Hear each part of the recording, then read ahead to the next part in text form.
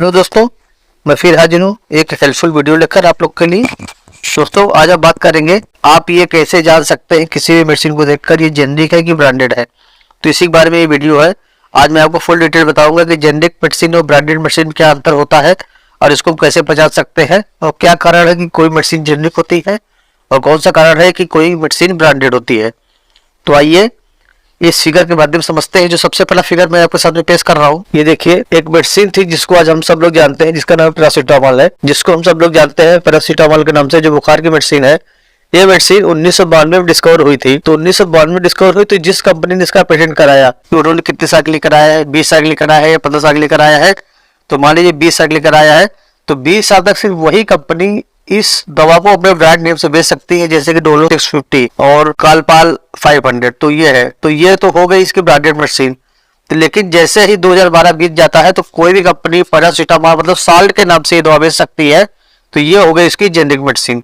अब आपको समझ में आया है कि जिस दवा के ऊपर साल्ट का नाम लिखा रहता है तो वो दवा कह सकते हैं जेनरिक है, और जिसपे साल्ट का नाम नहीं लिखा होता, कोई ब्रांड नेम से मिलती है, तो वो दवा साथियों ब्रांडेड होती है। जैसा कि दूसरी फिगर मैं आपको दिखा रहा हूँ, तो आप देखिए यहाँ पर आपको मैं दिखा सकता हूँ। ये देखिए पैरासीटामोल टैबलेट है, लेकिन जो इसमें ये पैरासीटामोल सॉल्ट है, इस नाम से आपको जेनरिक मेडिसिन मिल जाएगी।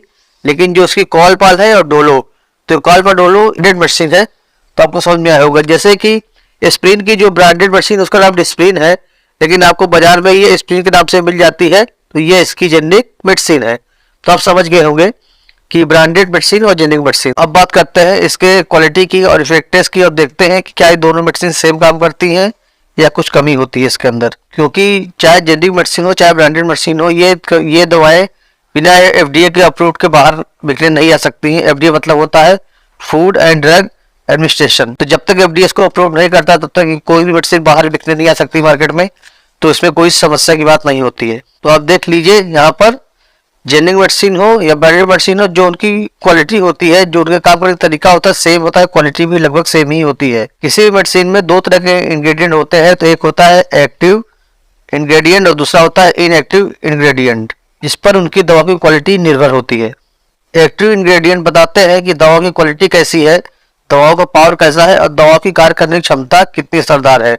तो जेनरिक और ब्रांडेड दोनों ही मेडिसिन में एक्टिव इंग्रेडिएंट एकदम सेम होते हैं, कोई भी अंतर नहीं होता है।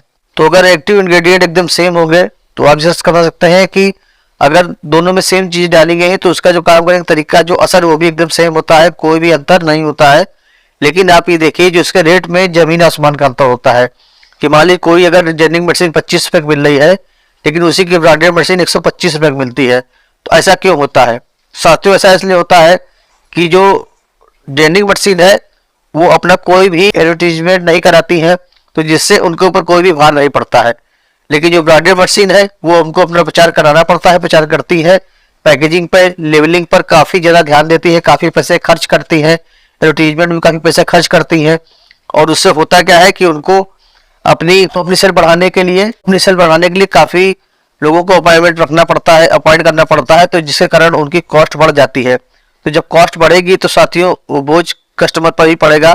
तो आप जान लीजिए आज की जेनरिक मेडिसिन और ब्रांडेड मेडिसिन में कोई भी अंतर नहीं होता है, अंतर सिर्फ रेट का होता है। बस अंतर इस बात का है कि वो जो ब्रांडेड मेडिसिन बहुत ही अच्छी पैकिंग में आपको मिलेगी, बहुत ही साफ सुथरी पैकिंग मिलेगी, बहुत ही जो पैकिंग लोग बहुत ही अच्छा मिलेगा। लेकिन जो नॉर्मल मेडिसिन होती है, जेनरिक मेडिसिन होती है, उसमें जो पैकिंग है थोड़ी सी कमजोर मिलेगी, लेकिन दवा का असर बिल्कुल सेम होता है, कोई भी अंतर नहीं होता है। तो मेरा ख्याल है कि आप लोग समझ गए हो कि जेनरिक मेडिसिन ब्रांडेड मेडिसिन क्या अंतर होता है।